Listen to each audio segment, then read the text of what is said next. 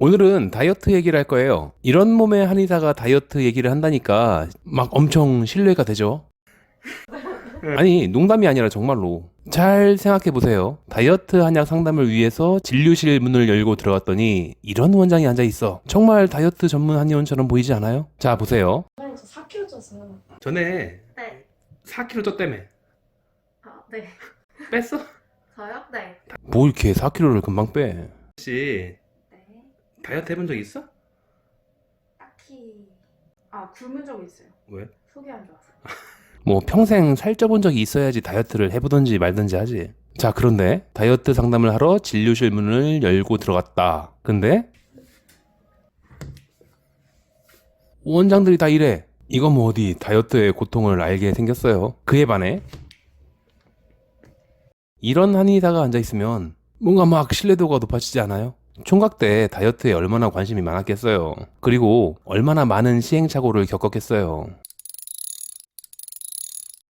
물론 농담이에요.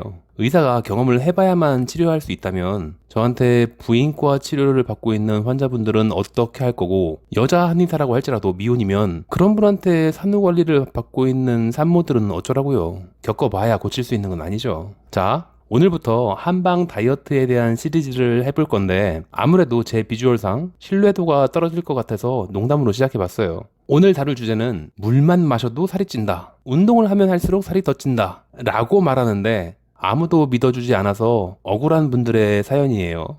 난 잘 먹지도 않는데 물만 마셔도 살이 쪄 라고 말하는 분들은 되게 놀림을 당하죠. 그런 분들을 위한 영상을 만들겠다는 건데 물론 저 같은 아저씨가 그런 핑계를 대면 안 되죠. 자, 정말로 적은 양만 먹고 있는데 물만 마셔도 살이 찐다는 푸념을 하면 되게 한 소리 듣죠. 맹물에서 지방을 창조해냈냐? 연금술이야? 그건 물리학 법칙에 위배돼. 만약에 물만 먹여도 살찌는 돼지가 있으면 전 세계의 식량 문제가 단박에 해결된다, 뭐 이런 소리를 듣겠죠. 근데 실제로는 정말로 물만 마시고 있는데 그래도 체중이 계속 증가하는 경우가 있거든. 의외로 많아요. 그러니까 사업하는 양반들이 돈을 벌 수 있는 아이템을 만들어내는 거죠. 뭐 장내 미생물이 어쩌고 저쩌고 그러니까 땡땡 유산균. 본 제품은 의약품이 아니며 건강기능식품으로 어쩌고저쩌고. 다이어트 산업은 전 세계적으로 화수분 같은 위치라서 별의 별 잡상인들이 다 들러붙어요. 자, 그럼 물만 마셨는데 살이 찌는 이유가 뭐냐? 제 기억에 한방 비만 클리닉 수업 첫 시간에 처음에 했던 내용이 인풋, 아웃풋이에요.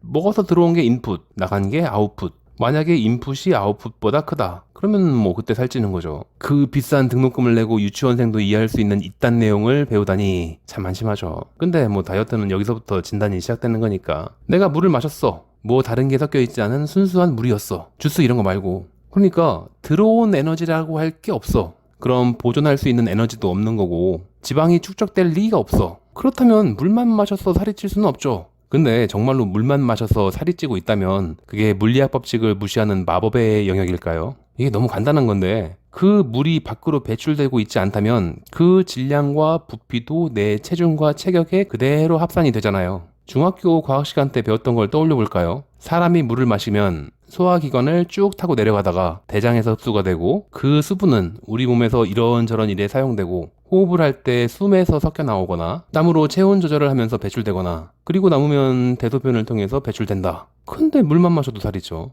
그럼 이 과정 중에 어디에선가 문제가 생긴 거죠. 즉 병이에요.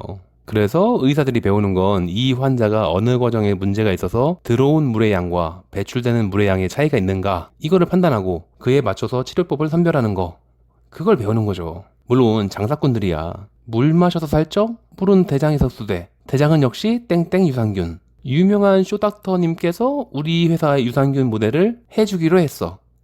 뭐 이러는 거고. 우리나라에는 수많은 병원과 한의원이 있잖아요. 가서 진료를 받아보세요. 특히 먹는 것도 별로 없는데 운동을 할수록 살이 더 찐다던가, 출산 후에 맥이 빠져있고 육아 때문에 운동은커녕 늘 중노동에 맞먹는 혹사를 하고 있고 젖은 먹여야 되니까 애기 배 골리지 않을 만큼만 먹고 있고 2시간에 한 번씩 깨고 있어서 빼짝 말라서 피골이 상접해야 될 상황인 것 같은데도 계속 체중이 불고 있어. 그럼 살 빼는데 뭐가 좋다 뭐 이런 말만 믿지 말고 가까운 병원 한의원에 가세요. 지금 병 들어있는 거거든요. 그리고 이런 분들이 다이어트를 위해서 치료 전에 해볼 만한 시도는 첫 번째가 저염식이에요. 인체의 수분 대사의 주체가 되고 있는 신장 방광의 기화작용에 염분이 악영향을 끼쳐서 뭐 이런 한방병리를 얘기하고 있으면 무슨 무협지 읽는 듯한 느낌이죠. 어려우면 초등학교 탐구 생활 때 그때 배웠던 삼투압 같은 걸 떠올리시면 이해가 좀 편할 거예요. 그리고 두 번째, 충분한 휴식. 오히려 충분한 휴식이 이런 경우에는 과도한 운동을 하는 것보다 오히려 훨씬 더 효과적이니까 당장 치료를 시작할 시간과 금전적인 여유가 없다면 그런 정도는 시도해 보세요. 잘했어. 아니 일부러 살 빼려고 막 운동을 열심히 하거나 없지. 해본 적 한 번도 없지. 있죠? 있긴 있어? 네. 언제? 근육을 키우고 싶어서 아, 요가도 하고 그러니까 필라테스. 살을 빼려고 뭘 해본 적이 한 번도 없는 거지.